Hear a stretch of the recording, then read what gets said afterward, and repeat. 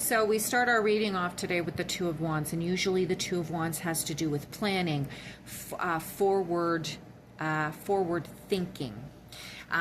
So we have two parties here and they're battling, and we have this document inscribed in stone, and this would be the peace treaty between the Egyptians and the Hittites, about 1,000 years before Christ was born. This treaty the United Nations regard as a foundation to international law. This was a very large war. There was about 5,000 to 6,000 people involved on each side, and eventually they hit a stalemate, and they had to establish a peace treaty in order to enable both parties to move forward. So this tells me that if this reading resonates with you, and not all readings resonate with every member in the collective, if this pertains to you, it suggests to me that A, many of you in the collective are looking forward. B, you're looking forward to a future that is outside the comforts of your current situation. C, you have to consider the factors in all the variables involved, and you have to expect that there might be some resistance to the changes that you wish to make. D, you must be diplomatic in your approaches. You must have the skills and ability to consider all options before moving forward.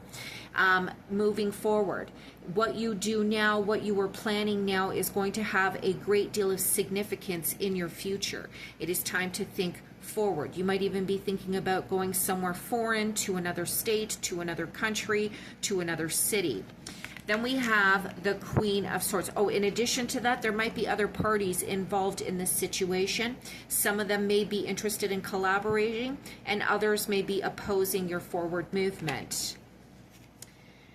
Then we have the Queen of Swords, and this is Eleanor. She was a duchess in Europe. I think it's Eleanor of Aquitaine or something like that. Either way, she had remarried a couple of times, and she had remarried against her will.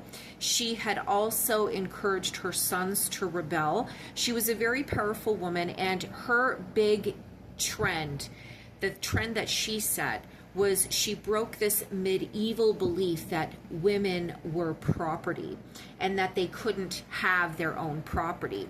So she was a forward thinker. This woman was about breaking rules, breaking the current system, challenging the status quo, thinking for herself, applying logic and information that she has acquired in order to address current issues. She was eloquent, truthful, and she was straightforward in her endeavors. So this tells me already, this card, this Queen of Swords, is showing us how we must approach a lot of our problems in the current situation, and that we shouldn't be afraid to challenge the status quo, and to also think critically and soundly when putting together our plans for the future, because we have international law and the Queen of Swords combined in a reading. Although I'm not saying that y'all are going to be dealing with international legal affairs, what I am saying is that there is a little bit of an underlying theme pertaining to legalities, formal written rules, policies, procedures, methods or methodologies about approaching situations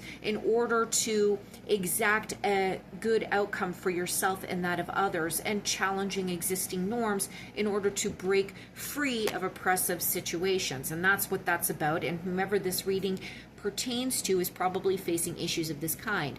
And then we get the Ace of Wands, and who's depicted in the Ace of Wands but Moses, and he is separating the Red Sea, or the Lord, that object there must be God, separating the Red Sea so that he can take his staff and lead the Jews out of the Pharaoh's grasp. This is a depiction of Exodus, and this staff is the divine power and strength and protector initiating this huge, massive change. So again, with the Two of Wands and the separating of the Red Sea, there is this connotation of movement from what one feels is comfortable, moving out of your comfort zone today.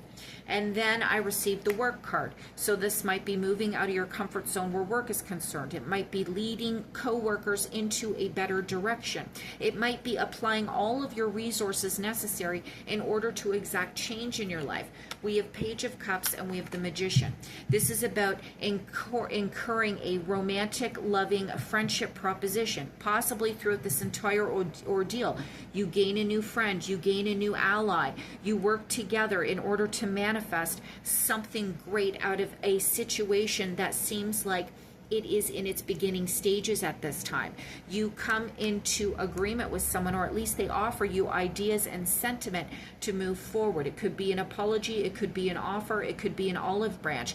Or you could also gain the admiration of somebody in your social circle or work circle or family circle that is admiring the power that you are exacting in your life at this time. We also received the Ace of Wands. Again, this is a double whammy. This shows that people are attracted to your light, to your leadership, to your imagination, to your creative abilities, to your power. They wish to follow you. They admire you. They are attracted to your charisma and your strength. And you have the motivation and the momentum to move forward. The Wheel of Fortune, things taking an upturn, things taking an upswing. You are exacting positive change in your life, and you are exacting some type of agreement between two people. You could be the Queen of Swords, as this has now appeared twice. The King of Wands could be somebody that you were dealing with, someone that you were planning with. But the fact that the King of Wands is holding a wand, when Ace of Wands is mentioned twice in this reading, and the Two of Wands, he might have the key, he might have an answer, he might have some information that can assist you in putting your plans into place.